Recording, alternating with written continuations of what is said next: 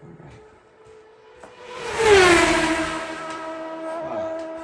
4, 3, 2, 1. America F1. I'm Michael Lawler. I'm Sherman Tillman. And welcome to the Austin Preview.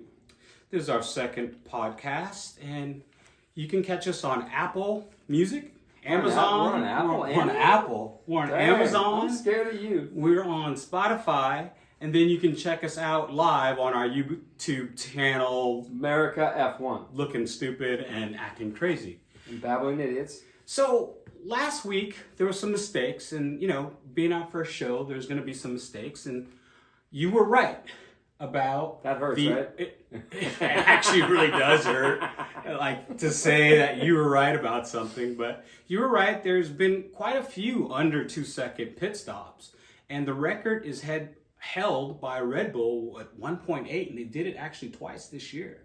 Okay. So I'm proud of you for knowing your F1 knowledge, but I'm very, very upset with myself for not knowing that because, I read about all this stuff. I go to the races and I should know that. So I'm trying to figure out what I should do as a punishment for being wrong. What do you think? Have to do 50 push-ups every morning for the next month.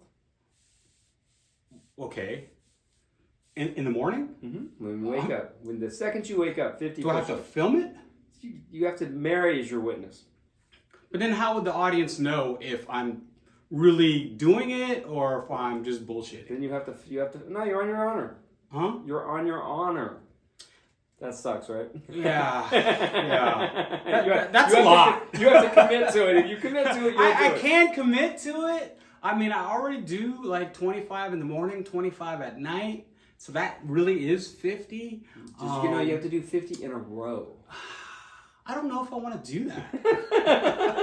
I just don't know if I want to do 50 in a row. Next on our hit parade is... but wait, the other mistake is you had said that the greatest season in F1... And you were wrong. The consensus... Right. I don't care what the consensus is. The consensus is the 2012 season was the best season ever. No. 7 different races, 7 different winners. From a driver's perspective, it was the 2009 season because the cars were so wickedly different from the year but before. Jenson Button dominated. Jenson Button dominated that season. So why would that be he dominated the great season? He dominated the first half of the season, and then the Red Bull brought stuff to the car, and Braun couldn't because they didn't have any money. So they won the championship really in the first 7 races or 8 races of that year. And that was when they didn't have that many races like they do now. There were 16 races that year. But now we're up to 22. Oh, going to 24. I mean, we have so many races. They're gonna cap out at 25. I think that'll be because they're gonna need another American F1 race in San Francisco in the Golden Gate Park.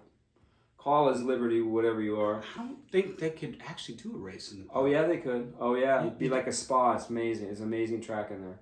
Really? Oh yeah, you know where the band thing is, where all the museums are at? Yeah. That'd be the start finish line. Come up, go by the lake, then come down JFK in front of the Hall of Flowers. Bust a move out onto what's the drive in the sunset right? JFK Drive? No, JFK is in the middle of the park. That's where the House of Flowers is at. Yeah, but the streets aren't wide enough. Yeah, they are. Absolutely. For sure. And then you come down the main boulevard. You know where the baseball diamond's at? Yeah. There's a nice... You'll make a right, then a left. It'll be almost like Monterey, and then you come back around. It's about a 3-mile lap. Huh. I've never actually thought of that. Never had. We should do a drive. Never actually thought about having a race in San Francisco. Oh God, it would be awesome. It would be. Could you imagine waking up in your own bed and you're going to the F1 race? Because you could walk. I could literally walk to. It would be great, but then I also know that I don't think our infrastructure in San Francisco is prepared. Absolutely it would. We have everything we need. We're a destination city.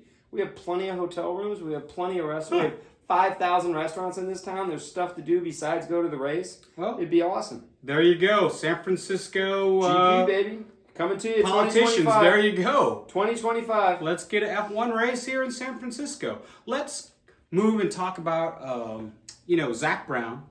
And he came out this week and he really railed against Red Bull and their overspending. Everybody overspends. This is nonsense. I don't pay any attention to any of these principles. They're always complaining. That is their job. to go out there. Christian Horner's the best at it. I mean, he's British, so it's as annoying gets. Down with the Redcoats. But it's like they're going to do this all the time. They're going to do this all the time. If I was a principal, I'd be screaming out loud, they cheated! We got that! But I think Zach actually wrote like a very long letter to the FIA. They ain't going to do stating that there should be points taken away, there should be wind tunnel, it's too late. They already got penalties. You can't take away somebody's trophy after they get it. Actually, penalties on the next upcoming season. You know, I kind of agree with the guy. I mean, they got caught cheating. They got caught, so there's going to be a penalty. I have no idea what it is. I could care less. It's not going to be anything like the McLaren penalty from the $100 million penalty they got. And there hasn't that been ruined that team, by the way. It ruined that team. They never ever came back from that. Yeah, but that's another thing with the FIA and these penalties and not really. There's no penalty. They make it up as they go along. And they shouldn't, because remember with the Ferrari mystery engine that really they had to pay a fine and no one really knows because they wouldn't release the findings. Everyone knows they were heating the oil. That's what they were getting the extra horsepower. I don't know what that means, but when they wouldn't let them do it anymore, they all of a sudden lost 50 horsepower. Right, but why should those be a secret negotiation and the documents sealed? Shouldn't there be transparency and everyone know what happened? Well, you realize Ferrari has a say in the rules. You know that, right? But so does Red Bull and Mercedes, right? No. Ferrari is like, they basically get to make the rules. That's the deal. So if you beat Ferrari, you beat the person who usually made the rules. So and they've been doing that ever since Schumacher left. So they're really not making up the rules too good, are they? Because they're getting their butts kicked every year. Look at Leclerc this year. He has 11 poles and he only won twice. And there goes that goes to the heart of all the people who say it's the car. If you got the best if you got the best car, you're gonna win. That's true, though. That's true. But herein, Ferrari has the best car. No, they don't have the best car. Red Bull had the best car, but they were. But in the beginning of the season, Ferrari did have the best car by far. They were killing it in qualifying. They weren't killing it in the race. That's my point. Who cares if you qualify on the pole and you don't win? That's bad. Because it was driver mistakes. And it was horrible calls that Ferrari and the car caught on. How many times did that car catch on fire? The strategy was just awful. And the car caught on fire a bunch of times. That's bad too. When the people sitting at home watching and on their Twitter F1 and railing can make better decisions than you're making. Well, that's armchair quarterbacking nonsense. They're not living in the moment. They just make stupid mistakes over it all the time. I can't figure it out. And they've been doing it ever since Schumacher left. When Schumacher was there, this crap never happened. It never happened. There was never. Is that because they had a mixture of talent from around the world, and now the team is pretty much all Italians? And not knocking Italians, because my wife is Italian and I love Italians and we love Italians. Mary is Italian. I know. So I love Italians, obviously. But I'm saying that it's a worldwide sport. We need worldwide input and thought into the sport and making your team better. Well, and I think going in-house and only hiring from within, that's and only hiring do that. in Italy. They hire outside of Italy. They always have. But look at the team now. It's not. all Italians. No, it's not. They're making mistakes all over the place. Who's Jacques? Come on. What's his name? Jacques Clear. Is that his name? He's the engineer for Leclerc. He's English. They're the team. All these teams are multi. There is no. And the English is every team. If you work on one of these teams, you have to speep English. That's part of the deal. That is part of the deal. But all these teams are multi-race, Well, they're not really multi-race because I've been to quite a few races. Well, when I say multi, and it's pretty much all Caucasian people. I'm just saying they're mostly it's not multicultural at all. They come from everywhere though, because there used to be a great team manager for McLaren. What was his name? And he was Mexican. Right. And he was there forever. He was part of the Senna, the Prost, and God, his name is eluding me, but this is a worldwide sport, and the teams are worldwide teams. People from every country. When I mean racial, I mean every country. Right. Is basically on these teams. But it's always Jacques Clear. That's his Jacques name. Clear? Yeah, he's Okay, the race very engineer good. for Leclerc, and he's definitely English, and he's the one who famously said, what did he say? they're like the car is oversteers when the driver puts the rear of the car into the wall, and it understeers when he puts the front of the car into the wall. So Houston, we have an issue. We have an issue, yeah. Let's talk a little bit about Austin and why aren't we going? Because we were going, we had the tickets. We had the tickets, we had the place to stay, but we couldn't get an airline ticket. But the airline ticket, talk about it. They wanted 5 times what they were going for like an hour ago. It was freaking crazy. But whatever, we didn't plan it this year. Next year we're going to plan more trips. We're definitely going to go to probably for the 3 races in Europe, where it's going to be Imola, Monaco, and the Spanish Grand Prix. And then when we go home, we're probably going to go to the Canadian Grand Prix, if we can. I'm gonna have to clear it with my wife. That's she can come. I want her to come. I want the whole family to go. Yeah, I think it'd be a great That's a 3-week European vacation. Because my sister-in-law, we will be able to stay someplace in Barcelona. So. Does your sister-in-law live in Barcelona? She lives in Oakland. What does that got to do with Barcelona then? Well, her family lives there. Her mother lives there. Her sister lives there. I don't want to live with your sister's mother. Well, you don't have to. You can stay in it. We have a nice hotel, the Alexandria Hotel. It's right on Los Rambas. It's awesome. Okay, so we're not going to Austin because of the cost.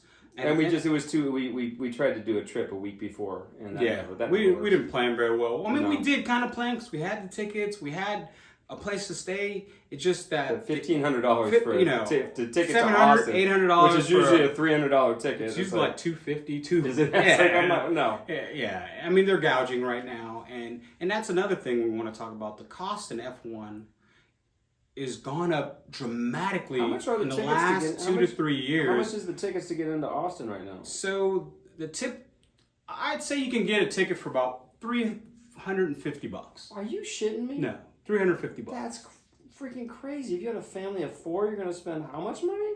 If you had a family of 4, you're going to spend about $1,400. Plus, you travel, you got a hotel, food. You're talking about $3 or $4 grand. No, and for one day. Well, for the weekend, for Friday, Saturday, and Sunday. That's the thing I want to employ and talk to the FIA and F1 about is since we're having more fans just because Drive to Survive, the show on Netflix, has come out. That's blown up the whole series. And it's really made F1 more popular than it already was. Well, in America, especially in America, yeah. But even outside of America, because this year I think at not Imola, but the other Italian race, the Monza race, the Monza race, they had over 100,000 more people at that race than normal, and they had a big issue with people being able to watch the race, people being able to go to the bathroom, just people being able to just to buy water. Yeah, the water, $5 for a bottle of water and up. Well, it's the infrastructure. Like, if you're going to have more people at the race, and they're spending more money, more pot authorities. You need more toilets, you need more people working the race, you need to upgrade your infrastructure. These aren't the same. These are the same facilities since the 70s and 80s. Nah, they've all the Monza track, they redid it. They've upgraded the track, but they haven't upgraded the stands. They upgraded the paddock area, they put new garages in. Yeah, but the press thing is all new, right? But that doesn't. That affects the fans. Though. Some of these tracks you can't do anything to. Like Imola is a good case in point. There's no place to put more stuff because like all the infield of the stuff is owned by other people because this is a farmland where it's at. So they can't. And they've tried to buy land to do stuff so they can have more stuff for people to do when they're at the race. But that's specific. But then if you go to some place like Malaysia, which we don't go anymore, or China's a good case and example. They made a beautiful track there with beautiful facilities. At the time they spent $400 or $500 million on a track when most tracks would have been like $100 million. So what I want is if we're going to have more people at the race, we need more people working at the race. We also need the facilities to be upgraded, okay? Because people shouldn't pay thousands of dollars and actually not be able to see the race. I mean, there was people who complained that at Mazda they couldn't even see the race. Well, that's going to happen but it shouldn't happen. But it's going to, I mean... And they're not going to refund your money. No. So it's wrong. So F1 needs to get its act together. It really does. They might have refunded everyone's money at last year's Spa when they canceled the race. Well, that's different when you cancel a race, but when you have the race and everyone comes to the race and there's no place to go to the bathroom and I can't get water and I can't see the race, there's a problem. There's a problem. Then they're not going to come back. Let's talk about who's going to win. Let's do some predictions for qualifying. What do you think? On the pole, he's going to lead every lap and win. But is that how qualifying is going to go? That's pretty much what's going to happen. So Verstappen's just going to sweep everything. I think he's going to win the rest of the races unless he blows up or someone runs him off the track. That's about because his car is he's just bad. The car is so much better than everybody else's. It's never porpoised this whole season, which it hasn't. And it has that flexi floor, which we know that's why they're better. The Ferrari, their car was pretty good at the beginning of the season, and they just got outworked. I mean, every bit and piece that the Red Bull brought to their car from testing on works. Yeah.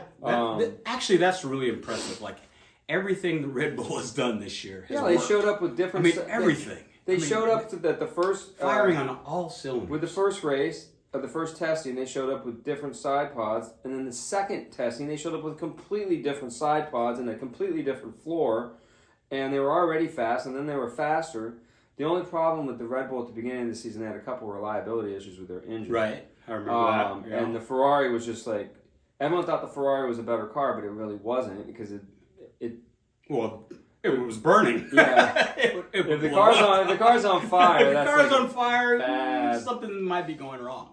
But I want to see what happens next year because the Mercedes team, I don't think the Mercedes team has really done very many upgrades to their car this year because they know their design didn't work. Well, they say they have an upgrade coming for Austin. Actually, yeah, but it's gonna be for the next year's car. Everything they're doing now is and if they do anything to this car, it's basically for the next year's car. And I guarantee you, next year there will be side pods on that car. Well, Toto Wolff actually did say if Red Bull if nothing really happens with the overcost cap spending and all that they get is a fine, then they're going to take the fine also. They're just going to, if they give them a fine, it's only going to be for like 7 points. They're going to let them use less money next year. That's all that's probably going to happen. So that's what Toto Wolff was saying. So if that happens and they only get a fine, then Mercedes is just going to take the fine also and if you notice, keep developing, which I would do too. Well, I'm sure Mercedes is spending all their money on next year's car right now. I mean, they're spending all the money of this year for next year's car because this car doesn't work. It's never even been remotely competitive. It's half a second off or a second off the pace of the Ferrari and the Red Bull. But it's faster than the rest of the midfield. Sure, but it's been competitive in the way that it's faster than the midfield. It's not the fastest car or the second fastest car, but it's the third fastest car. So if you can make all those mistakes that they've had and still get second and third and get podiums, I mean, what other team wouldn't take that other than Ferrari and Red Bull? All the other teams would be like, wow, what a great season we've had. Yeah, but the Mercedes this year, their major problem is the car's super draggy going down the straightaways. It's the slowest out of the top three. Which is strange because that Mercedes engine is so reliable. It's not the engine's fault. It's the car's draggy. Is it the aero? It's the aero. Okay. Because it has something to do with their side pods. Their side pod design did not work.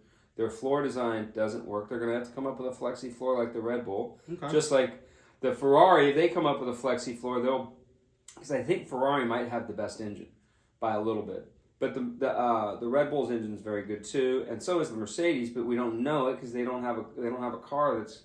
If the car is draggy, even if you have more horsepower than the other people, you're still going to go slow. And everything about cars that we're talking about, we can talk about aero and tires and all that nonsense, but when it really comes down to it, horsepower is king. Always has been, always will be. So, is there anything you want to kind of blabber about today?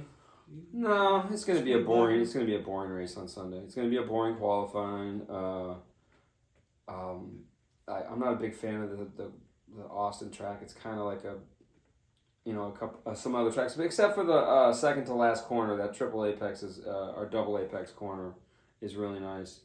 That's the one that Rosberg screwed up on in 2015. Remember, he threw the hat at Lewis. Oh, that was great. That was awesome. Actually, when you bring that up, like Lewis throws his. He chucked it. He chucked the hat over because you have to wear the hat when you win. You know, first, second, third place, and he chucks the hat over to Rosberg, and Rosberg like takes it. Well, you can see throws it right back. You saw how dejected he was because he knew he made that mistake cost him the championship, and he knew it at that moment. He's like, I just lost and it was a weird mistake. It was like he drives into the center of the corner, and the car wobbles off into the painted area on the side of the track, and you're like, what the hell just happened? And he throws it back, and then you could see one of the Mercedes principals who was standing there. He was like, oh, just God. looking, the stare that he gave Rosberg. You were like, they knew by that time, by 2015, the war was on. The war was on. I mean, the Fuego. war. What a great battle, inter-team battle that was. And no, that you absolutely do not want what happened there, because even Niki Lauda was in an interview, and he said they didn't even say good morning to each other. And they were childhood friends. That's what's crazy. Well, I mean, they had been together since they were friends when they were driving go-karts, and now they're like going for It's one of those two are going to win the championship. There's no other competition. And they both said it in interviews. He's not my friend.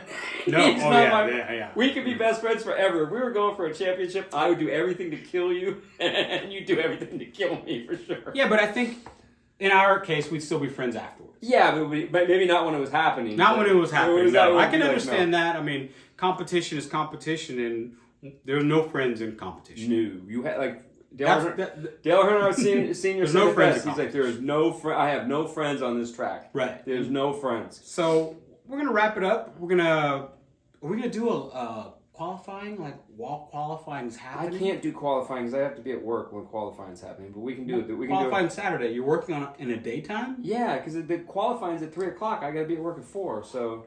Huh. But we can do. The race starts at 10 something on Sunday. So we'll do it. We'll go watch the race, and then we'll go watch down the race, and we'll do. Yeah, then we'll do after race show. And I'm making French toast, so everyone's coming over. So yeah, I haven't had it, so I don't know how good it is. But the brioche bread, that's the. It might not be. It's 200 calories a slice. Yeah, I know, right? But do you use syrup, or are you using honey, or no honey? I don't know. Do you use jelly, or no? It's like French toast. You put you put butter and maple syrup on it. Do you like stuff it? You know, some people stuff the French toast with fruit. No. All right. Just put egg, milk, cook it, eat it. There you heard it. How to make French toast. Okay. Only what else? Here. What else we got to talk about? Merica F1. What am I thinking? Lemonade. Oh, we never talked about the British today. Refreshing drink. Who was the whiny British guy this week? Impersonation. Oh, the guy who does the imitation of all the Formula One guys. Yeah, did you? I didn't watch that, and because you didn't send it to me. No, I sent it to you before. What's the guy's name? Do you even know his name? On Sunday, we'll bring that guy's name up. We'll put it in the likes. This dude in the comments, like he has every single person in Formula One cold. Well, you said that before, but you didn't actually get the name, so we could bring it to the. I'll send you the viewers. goddamn name. Let him. Okay. On that note, we will see you on Sunday after the race. Merica F1. 23 minutes. That's not bad. That's not bad. That's better. 39 minutes.